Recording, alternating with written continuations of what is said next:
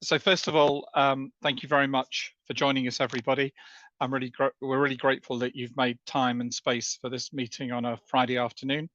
This is the third of these OMOP special interest groups, and I have to say it's really great to see the progress that has been made over the time that we've been running them. And I'm particularly interested to hear all three of today's speakers. So we've got two people talking about work that was done at the regional hackathon, and then Vishnu, who's going to talk us about some experience as he had his own organization. So thank you for making the time. I hope that we have an interesting conversation today. We're timetabled for about an hour and a half, with Danny going to do a brief introduction to the study-a-thons and then the three talks after that. Danny, were there any additional opening words that you wanted to add to those? I'm going to keep an eye on the chat, and as will Alex and others. So please feel free to contribute questions to the chat. I suggest that we let the speakers talk before we actually interrupt them with hands up. But the more the merrier once the speakers have had their moment of glory. So with that, Danny, can I pass over to you? Yes, please. Thank you. Just to mention that we are recording the meeting. Hopefully you got a message that you had to accept or leave the meeting if you don't want to be recorded. Yeah, I'm really excited to have really good friends and colleagues joining us today to tell us about their experience during the study-a-thon that we conducted in Oxford last, I want to say September, October, maybe. This started probably later because it was very cold. So it must have been November, maybe. November, yeah. It hasn't been as long as you think, Danny. Yeah, so this started in a discussion we had with the MHRA, with the national regulator in the UK, about the need for real-world evidence. If you attended the OHDSI UK meeting that we had in September in Oxford, we had a person from the MHRA presenting on the need for real-world evidence for regulatory decision-making, and as a kind of a test or proof of concept, we agreed that we would join forces and see what we could do with them. As you will hear today, we did studies that are potentially easier, I think, for most of us on things like the use of medicines, although you will hear probably also some of the challenges that I know we encountered doing that. And then also harder stuff that people like Jenny, who is on the call today, experience when trying to different types of procedures, and even more interestingly, different types of medical devices that we use in the NHS, which is a fascinating topic, very close to my heart, and that deserves, I think, a little bit more love and investment than we've been paying to it until now. So, you know, there's a lot we can learn on how medical devices and implants perform in the real world. And it's also an area where, as a clinician, I always feel a little bit more uneasy because of the lack of, you know, randomized controlled trials and good quality evidence. So I think it's an area where real world evidence can really make a difference. I'm not gonna delay you any more. I really hope that we will have some time for questions and answers at the end. Yeah, so maybe I will just start by introducing, or I'll let them introduce themselves. I'll just pass it on to Annika to introduce herself and talk about the study that we did on fluoroquinolones. Annika, when you're ready. Thank you, Danny. Hi, everybody. Lovely to meet you, and thanks so much for the opportunity to present the study. And yeah, I think my first question is, can you see my screen? Yes, very good. Presentation mode, yes. Now it is. Perfect. All right, thank you so much. Yeah, I'm delighted to today talk about the study that we did on the use of systemic fluoroquinolones, looking at primary care and hospital data from the UK. And I'd like to start with giving you a little bit of a background why the MHRA were interested in that particular topic. So I'm a pharmacist by training. I work as a senior researcher for pharmacoepidemiology. So looking at drugs is kind of my passion. And in this case, we looked at fluoroquinolones antibiotics, and those kind of drugs have been used for decades. However, while they are commonly prescribed in primary care and hospitals, nowadays they're not used routinely anymore because there have been quite a bit of concerns about side effects. There have been, you can see here, the MHRA issued some reports about these kind of side effects. There have been reports on tendinitis, tendon ruptures, muscle pain, and obviously the severe side effects that could potentially be long-lasting and irreversible. Therefore, the MHRA issued some risk minimization measures in March 2019, and they recommended that fluoroquinolones should not be prescribed anymore for self-limiting mild or moderate infections. As many as you know, they can be used for a wide variety of different indications, such as respiratory urinary tract infections, but for mild infections such as an acute exacerbation of chronic bronchitis or an uncomplicated cystitis, we shouldn't use fluoroquinolones anymore. In addition, they should be avoided in patients who have previously had some of these adverse reactions. And particularly, they suggested that one should be very cautious about prescribing fluoroquinolones in people that are aged 60 years and older or have renal impairment or solid organ transplants, because they are at higher risk of having these tendon injuries that are of concern. Last but not least, there have been reports that corticosteroids should not be used together with fluoroquinolones. So we were also looking at that in our study. The overall research question was to look at the population level drug utilization, so the incidence and the prevalence of use of fluoroquinolones in routinely collected data in the UK. So we stratified by setting. We looked at different calendar years and looked at different age groups, all in the study period between 2012 and 2022. And then we were interested in the patient level drug utilization, so to understand who are the new users who are being prescribed fluoroquinolones. We wanted to characterize them, calculate the duration, the indication of the use of fluoroquinolones. While we had, as Danny mentioned earlier, the real study-a-thon that week where we sat together in one room in November, the preparation of this study obviously began much earlier. And it began with developing the study protocol. But by the time that everybody came to Oxford and we sat together in that room, we had approval to run the study in our databases. And as you can see here in light gray, while we were sitting together, we came up with a couple of additional ideas, what we thought that would be worth looking into, mainly also informed by our colleagues from the MHRA who were there and gave us very useful feedback about what kind of information would be relevant for them.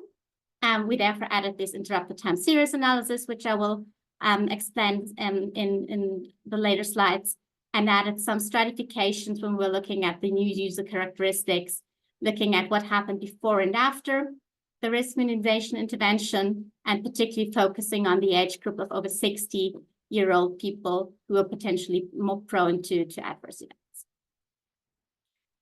The population that we looked at were basically all people in the database that were had a record of a condition or occurrence, so were under observation during the study period, and they were at least for 30 days available in the database, so we would know a little bit about their history, could look at previous drug use.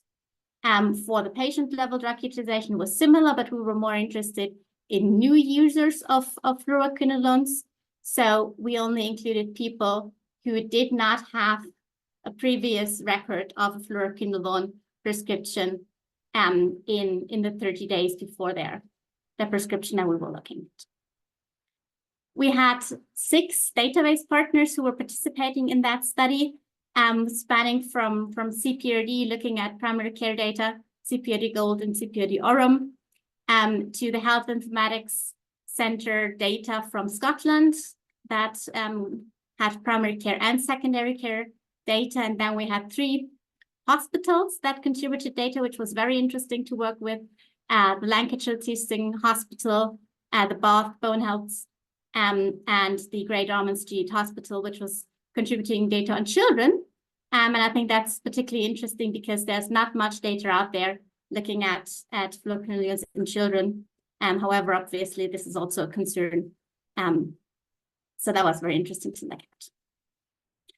As I mentioned earlier, this study began way before the actual study-a-thon took place, and major thanks here to Ed Byrne, who was developing the code for the study on the fluoroquinolones. We have a public repository, as you can see here in the upper picture, where all the code is available, so you can have a look if you're interested. The study conducted, we're like having two parts. The first part was a feasibility check. So we asked data partners to run some drug exposure diagnostics and some cohort diagnostics to understand how many records of people with fluoroquinolones they would have in their database, and to better understand the mapping of their drug data. I'm not sure if, I guess many of you are familiar with the drug exposure diagnostics package. This is something that has been developed in the context of the Darwin EU project. And it's particularly like similar to cohort diagnostics. It's particularly looking at the quality of the records for drug exposures. And I'll have a screenshot later, which shows that a little bit, but it's something that I think is very useful for drug utilization studies to understand how the data is recorded in the different databases. And cohort diagnostics, obviously, I think most of you are familiar with, very useful to better understand the cohorts that we're working with. For the study itself, we used 4 different R packages, and I put the hex stickers here and the link to cron for those of you who are interested in having a look.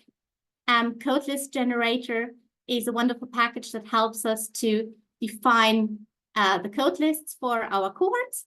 So in that case, we used it to find the fluoroquinolones on the overall drug class level and also on the ingredient level. Incidence prevalence package was developed to calculate, as the name says, the incidence and prevalence. So we use that for the population level, drug utilization analysis. Patient profiles was used to characterize the patients, and I'll show you later, we have a bit of like a table 1. So we use that for these analysis, and drug utilization was data list to calculate the duration, the dose of people using fluoroquinolones. As you can see, they're all available on cron. So you can download them and have a look, and they all have some vignettes if you're more interested in how the packages work and what they can do. Please have a look.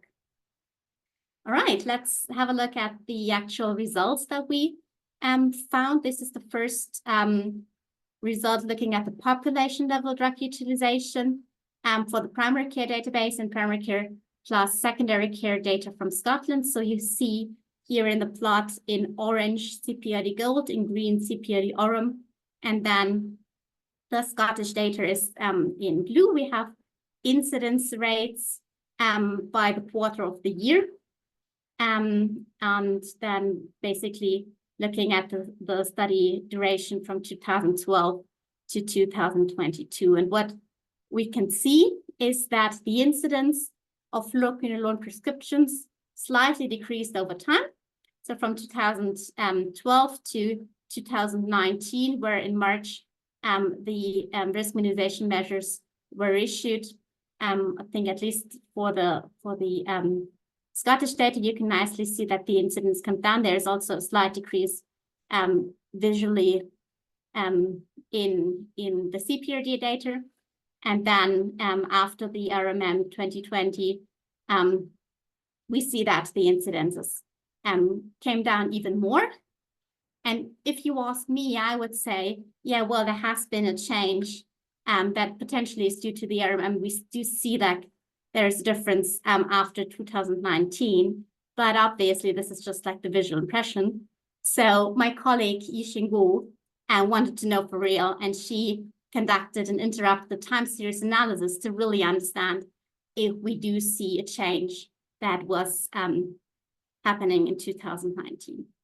So I guess most of you are familiar with interrupted time series analysis, but just briefly, what we were basically interested in is like if the slope that we see before the intervention would kind of continue in the same way after the intervention, or whether or not there was a change in the slope or a change in the level. So basically the slope was the same, but the incidence rate dropped as a step change.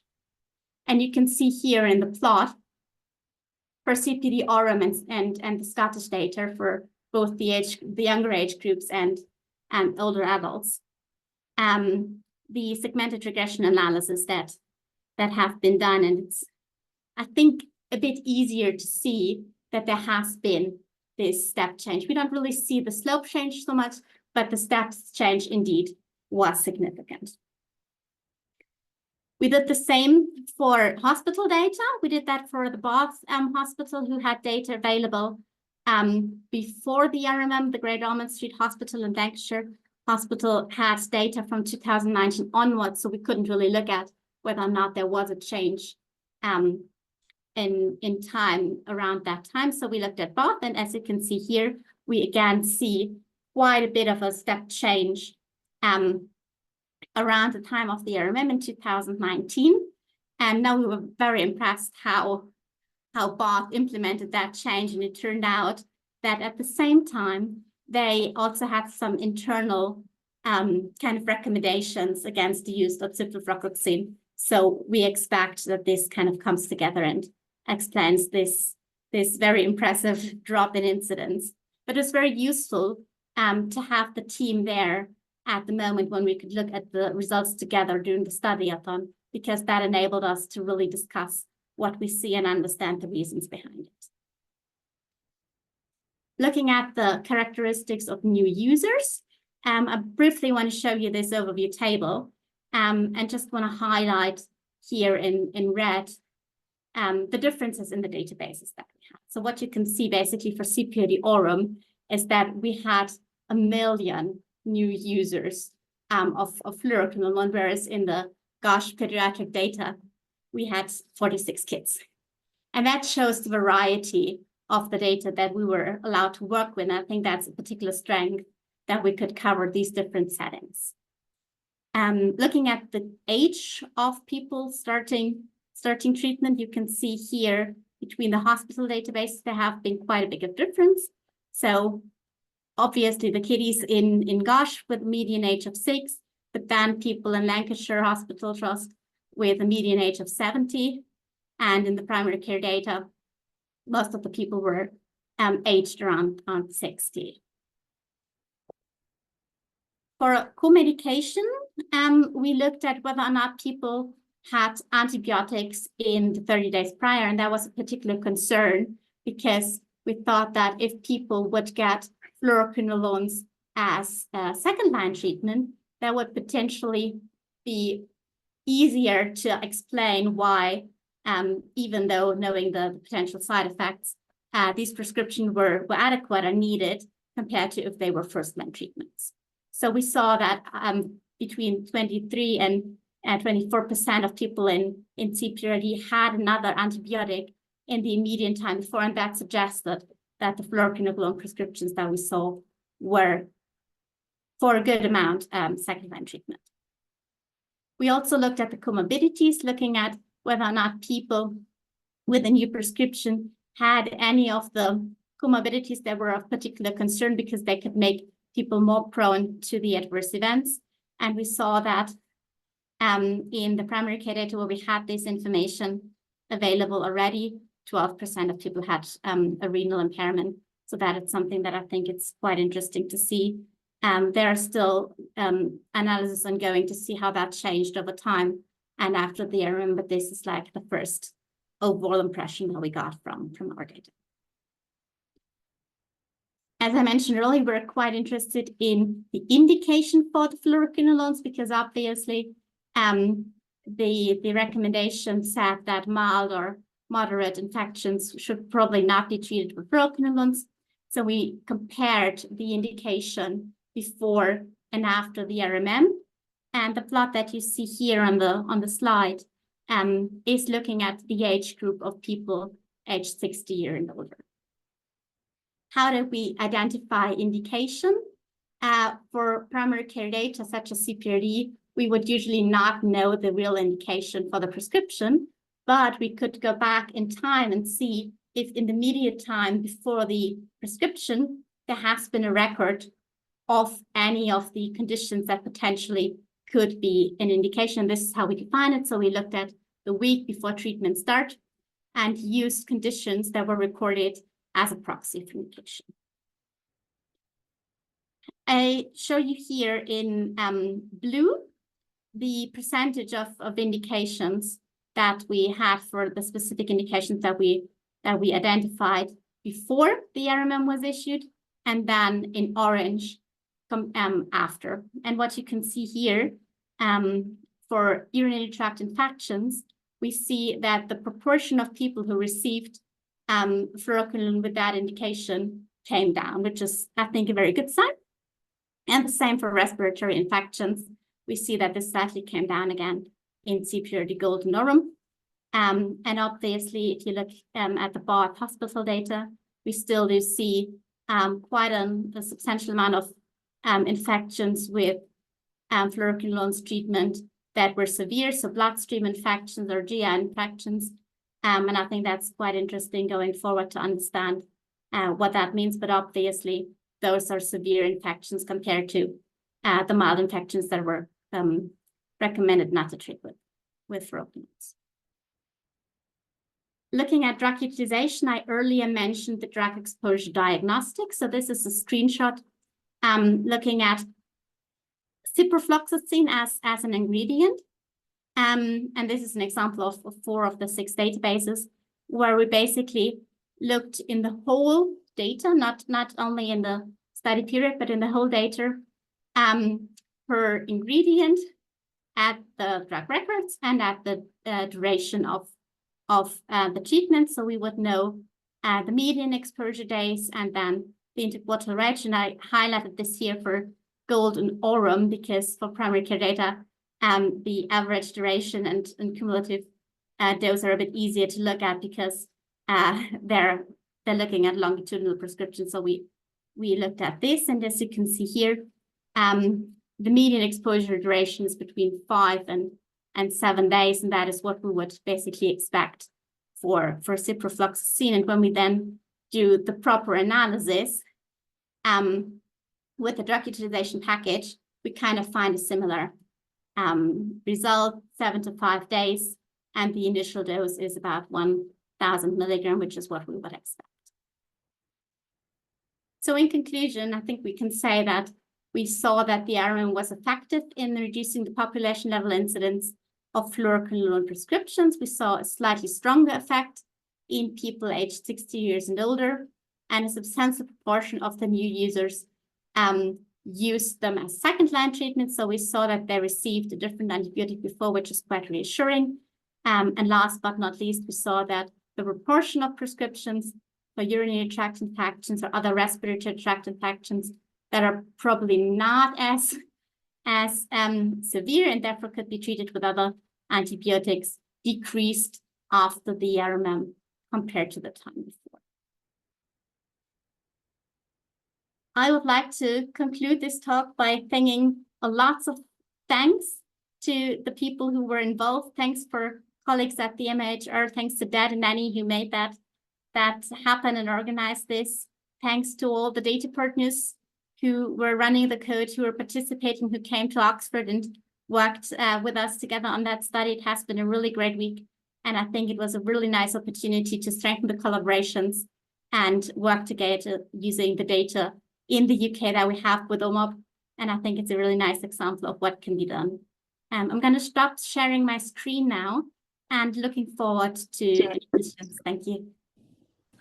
Thank you so much, Annika. I think we're going to do questions at the end after the 3 speakers, unless you need to go. Okay, brilliant. Thank you so much. I think we're going to go on with Jenny then. Maybe if you can start introducing yourself, Jenny, and looking forward to hearing what we learned on rectopexy and rectal prolapse.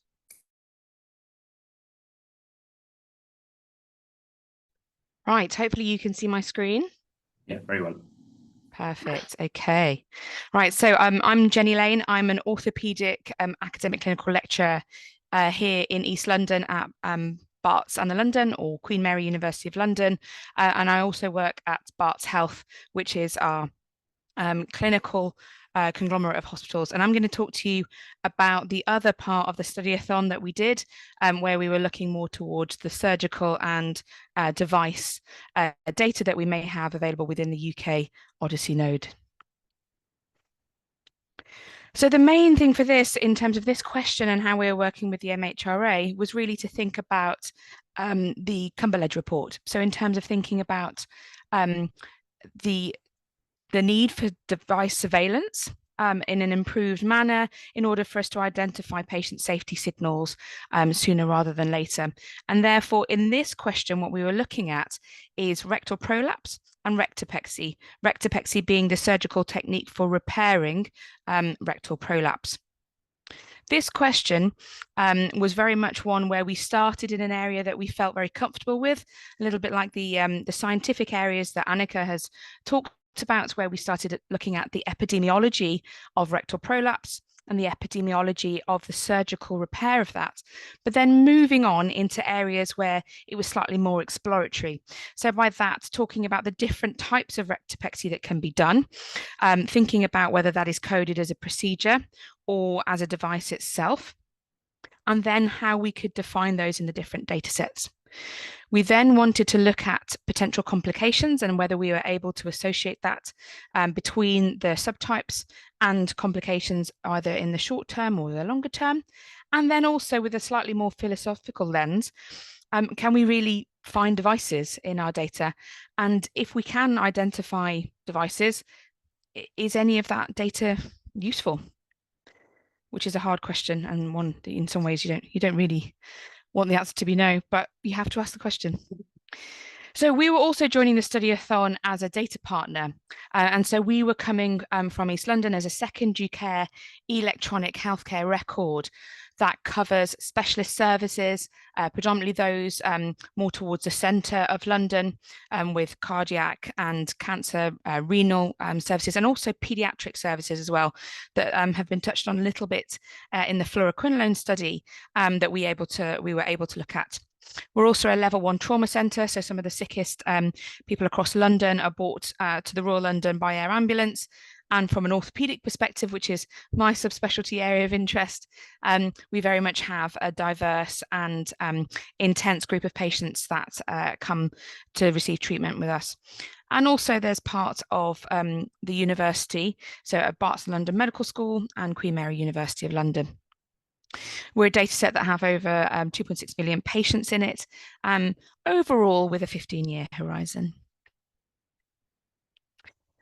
So in these studies, our first two objectives were the more reassuring ones, and these were the ones that followed the robust methodology that you've heard about just now broadly in the fluoroquinolone study, looking at, first of all, phenotyping, so kind of defining the cohorts of patients that we think were presenting with rectal prolapse, the outpouching of the rectum, first of all on their own, looking at patients who have had rectal prolapse and then have gone on to rectopexy, and then thinking about the subtypes.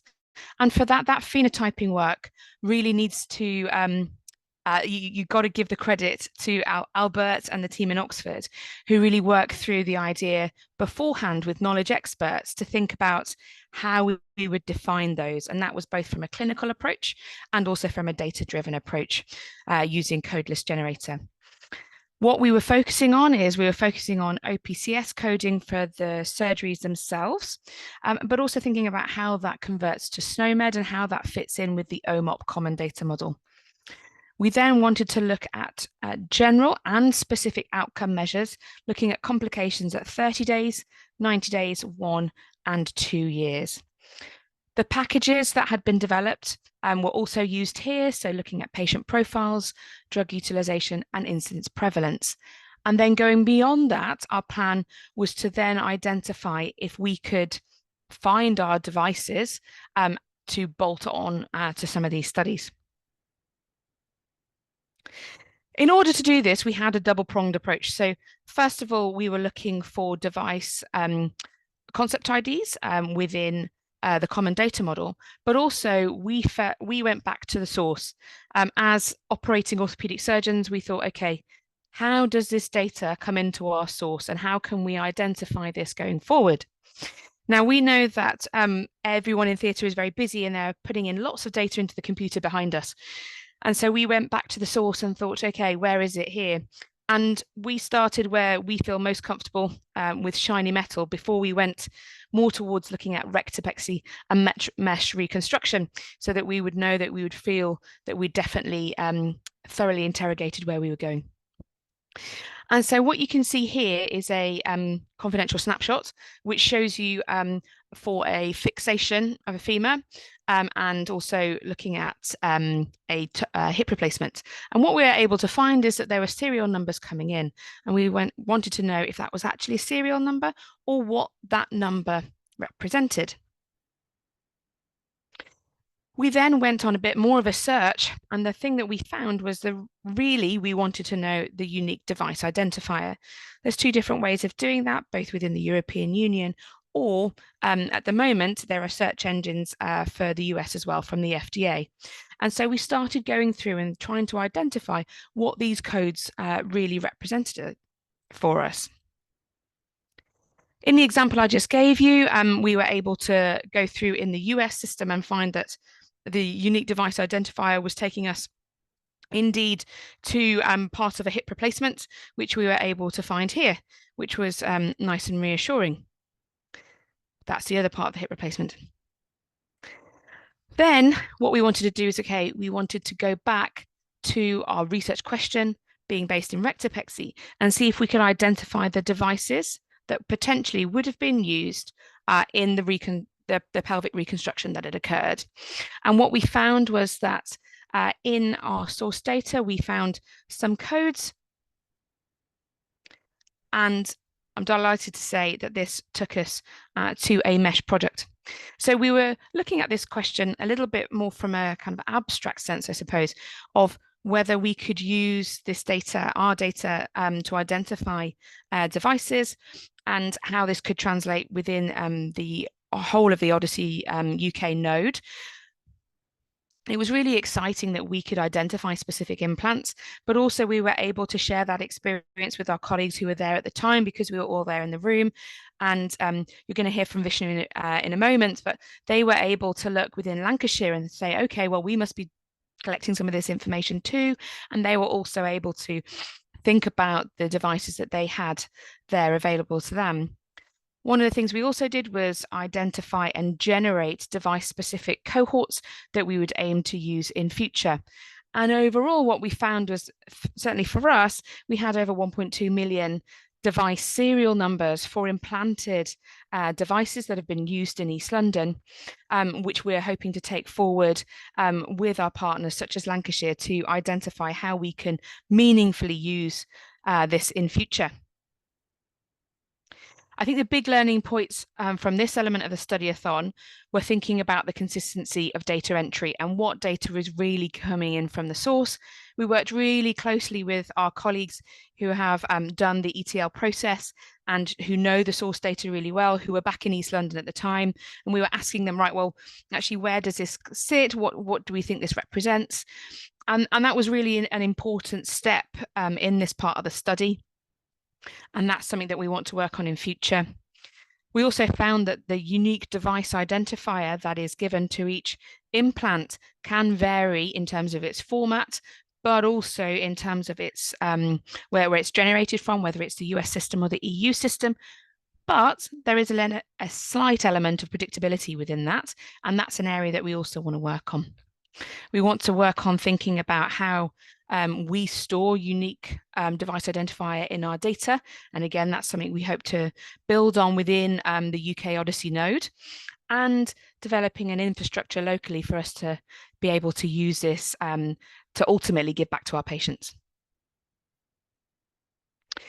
So yeah, what's next? Finding out the approved devices that are being used in the NHS that we would possibly be able to undertake surveillance of through the use of OMOP map data. Thinking about how we can best store this device data within our instance of the CDM, and making sure it really does represent what we think it is. We want to make device-specific cohorts and then use that to see if we can then develop more longitudinal surveillance of specific devices, as well as building that infrastructure locally, but also with our colleagues in other centres to try and build this forward. As Annika said, you can't do this on your own, and there are lots of different elements and layers to the people I need to thank. I think first of all, it's about the people who helped us convert our data, and that's within Barts Health themselves. So the data science team, Barts Life Sciences, and the precision medicine team. And they're not just those people, but the people who also came to the study-a-thon. So that's Xavier Griffin here, who's the professor and chair in our group, Osama Rahman, who unfortunately is currently busy staffing the orthopedic wards back in East London, and Hiba Junaid as well, who came from data science to really think about how we use our data meaningfully. And then the data partners who were part of the surgical research study in more detail, and that's our partners in Lancashire, in CPRD, in Dundee, and of course the team from Oxford who really led this initiative that was just really great to be part of. So thank you ever so much. Please do let us know if you want to talk to us about this more in future, and I look forward to hearing your questions. Thanks. Thank you so much, Jenny. Very, very important topic, and very much in the media, in news, as David was mentioning in the chats. You're going to stick around with us until the end, right, Jenny? Yep. Because I think we're doing very well with time. So hopefully we'll have plenty of time for discussion. And I guess, Jeff, if we finish a bit earlier on a Friday afternoon, nobody will blame me for that, right? No, that's absolutely fine. Awesome. Well, maybe Vishnu will need the whole hour, because he's going to be talking about a very technical topic, I'm sure. We're very much looking forward to hearing your talk, Vishnu, whenever you're ready. Thank you, Danny. After all, as Danny said, this is a very different talk to the first day. A lot of these meetings that we go to, we always hear about the benefits of OMOP and OHDSI, right? We all know what the benefits of OMOP and OHDSI are. I know there are some people that disagree, but we won't talk about that. A lot of the conversations that we have are, hey, here's an OMOP data set. Look at what are all the cool things that we're doing with it. My talk is completely the other side. How do we get to that OMOP data set? And that's really important, especially with OMOP being the standard, one of the common standards within the SDE. We're going to have multiple partner organizations now coming on board, trying to map into OMOP. And if we can find opportunities where we can work together in getting from source to OMOP, right, then we'll have plenty more opportunities to collaborate like this, and then plenty more talks like Annika's and Jenny's, right? So that's what this talks about. How did we get from where we were to OMOP? Some of the reasoning between the tooling choices that we made, design choices we made, and our working patterns. So I'm not going to go into slideshow mode, because I'm hoping to do a couple of very, very brief live demos, and it's risky, but let's see. So this is who I am. I'm a consultant at Lang Stitching. Please don't hold that against me. I'm reasonably doing, but otherwise, at least I've got a knack for getting something surrounded by really clever people, and I'll speak about them during this talk as well. I work for Lancashire Teaching Hospitals, but I also got a few other hats. I lead the Lancashire Cumbria Secure Data Enrollment Program, which itself is 1/3 partner of the Northwest Secure Data Enrollment, for which I'm the technology lead. Today's talk is going to focus on we'll touch a little bit about the data landscape, which is not dissimilar to Jenny's hospital, Barts, right? And then there'll be a huge focus on data engineering element. How did we get to OMOP, and why did we do things the way we did? And I'll touch very briefly on our OHDSI stack and how we have it set up.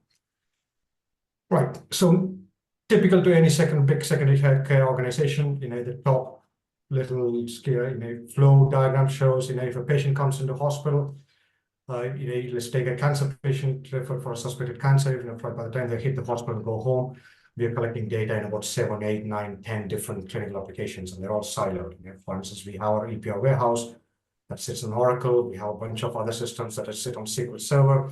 Our laboratory system is particularly interesting. It sits on Sybase, and the entire system is in German. So all your tables and columns are named in German. So my data scientist, one of my data scientists actually has learned a little bit German and knows how to write the queries using those German terms. And then there's a whole bunch of free text, unstructured text, images, etc. We have our EPR warehouse has about 30 terabytes of data, and the rest, our SQL Server landscape is about 30 terabytes. Yes. That's just our hospital. That's just my hospital. Now you take that patient and put that patient out in the community. There's a whole world of data out there, which we can't cover today. You would have all seen this, why we do OMOP, how we do OMOP. I'm assuming that everybody in this meeting today knows about OMOP, Athena, the OHDSI stack, the global community. And we are funded by EHDEN/HDRA UK through the 7 data partner call and partly by NHR Northwest Coast. We started our OMOP journey like most data partners do. You go and look at what tools are available within the OHDSI ecosystem. You look at Rabbit in a Hat, you look at White Rabbit. White Rabbit died trying to analyze our EPR warehouse. It said not doing that, not looking at 1,000 different objects, can't make sense of it. Rabbit in a Hat we thought was too simplistic and make some assumptions about our source data that simply are not true. But what we did use was Usagi, and I'll talk about that very briefly. A Rabbit in a Hat doesn't really work until if you're looking at mapping data from multiple data sources into a single CDM, unless you build this big staging layer. And we thought if we build a big staging layer, we might as well take it all the way. We don't really need a Rabbit in a Hat, and I'll tell you how we did it in a second. I'll share these slides, and I've shared some links as well. So I'm going to blitz through this very, very quickly. So we decided to we had some core principles around how we wanted to do our ETL work. We wanted to work collaboratively as a team, right? So we had, well, it was just me to start with, and then I had a data engineer, and then a second data engineer joined, about 6 months into the program. So there were 3 of us, and we all wanted to be writing SQL code. We all wanted to be making changes to the SQL code. We wanted to be building tables and models. The only way to do that is, you need version control, which is good for your code. But if you're all building models, tables, and views within the same data warehouse, you don't want to be overwriting each other's work. So we used a tool called dbt. I'll sell this really, really hard. I don't have shares in the company. It's absolutely phenomenal. And all it is you take your SQL code, you write a thin wrapper, Ginger wrapper on top of it, and you're good to go. And I'll show it to you. It's open source. We use dbt code, which is open source as well. Our entire, all of our dbt, all of our work from source to OMOP is documented and is published online. And I've just dropped a link in the chat as well for you to have a look at. So if you went in there, you could go have a look at the data lineage. And I'll pause here and I'll take you into a very brief demo. So if you went into that link, you can click on that. It takes you there. And if you wanted to know how our person table came about, now it shows you, well, I've seen some automated, you can see why Rabbit in a Hat would struggle with that logic. There are multiple sources from left to right is how the data flow is. The amber more boxes are source systems, and then the data flows into staging, then into our work layer before getting pushed into person. And I think I said that's a good example. I did say that one of our systems is in German. I was not joking. That's the query in German. And you can see that it's box standard SQL. Right? It's just Annika is smiling. Annika, this will make complete sense to you. You can read that and understand what that means. I have no idea what that means. Right? Now you would say, hey, that's table level lineage. Can we have column level lineage? Let's take the drug exposure table, for instance. So for people who are used to developing, you'll see that this is just Visual Studio Code. There's nothing fancy about it. It's open source, it's free. We don't have a lot of money at Langs Teaching. The 60K that HDRA UK very kindly provided us doesn't go a long way for this, but we've squeezed the juice out of it, and we've done some good work. Okay, let's look at how drug exposure end date came about.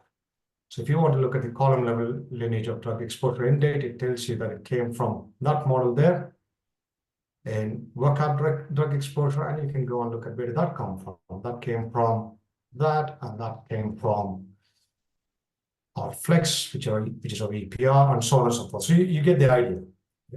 Now you can see why this is really, really powerful. You bring in a new data engineer on board, they can take one particular lineage and they can understand it, and they can start contributing to this project without having to understand the entire landscape. And we demonstrated that while sat in Oxford at St. Hilda's College, when we came in naively thinking that we may not have device exposure data, and Tim said, well, hang on a second, actually we made it. And in the space of about 2 hours, the guys had managed to take device exposure data from source into our device exposure table in OMOP while we were sat there in Oxford. But we had to go back and do some refinements, but the principle is that you can develop this iteratively really, really fast, right? That's one reason why we used this approach. The second thing is, and I'll touch upon this, I'll spend a few minutes on this. Have I got maybe 10 more minutes, I think, haven't I? Keep me on time. If I'm running out of time, please somebody shout. You're good. Thank you, Danny. So for Langs Teaching, we are not Oxford. We're not research heavy. We do dabble a little bit in research, but we surely are not Oxford.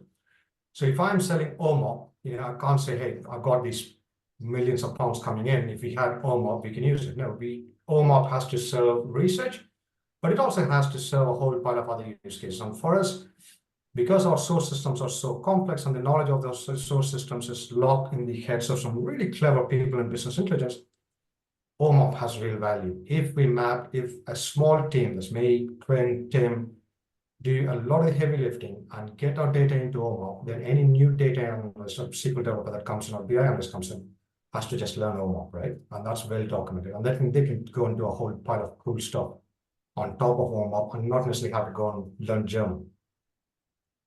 And if you're delivering stuff for direct care or operational clinical intelligence, things like antimicrobial stewardship, results tracking, health inequalities work, your data needs to be reasonably close to real time. So you can't have data that's a year old or 6 months old. So snapshots don't really work.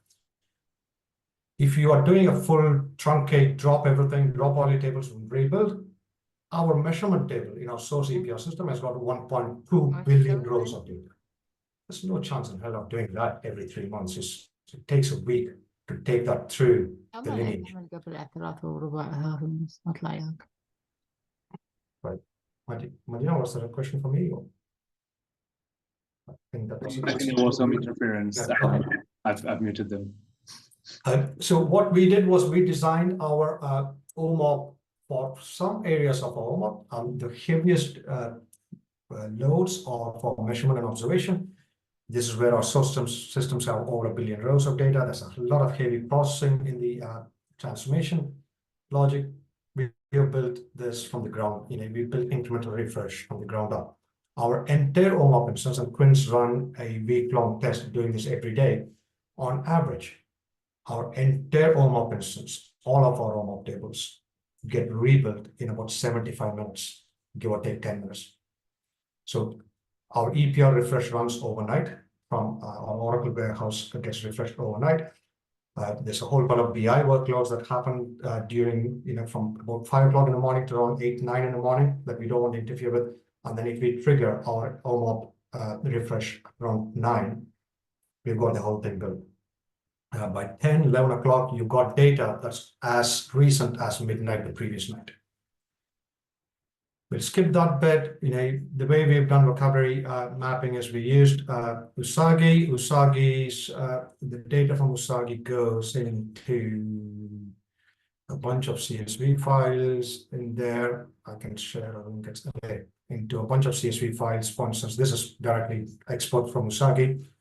And DBT does really quick work of it. DBT pulls it into the data lineage like that, and then it just becomes part of the lineage.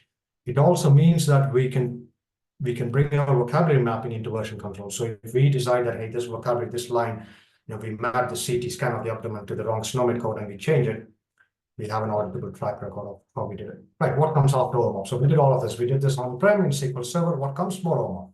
So we've taken our on-prem, we have our on-prem SQL process.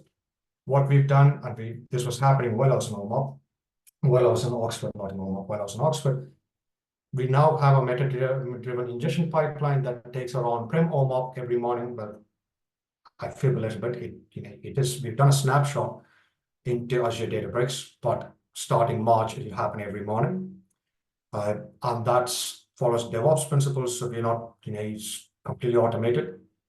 Every morning, it'll just, once the on-prem job is completed, it goes into Databricks.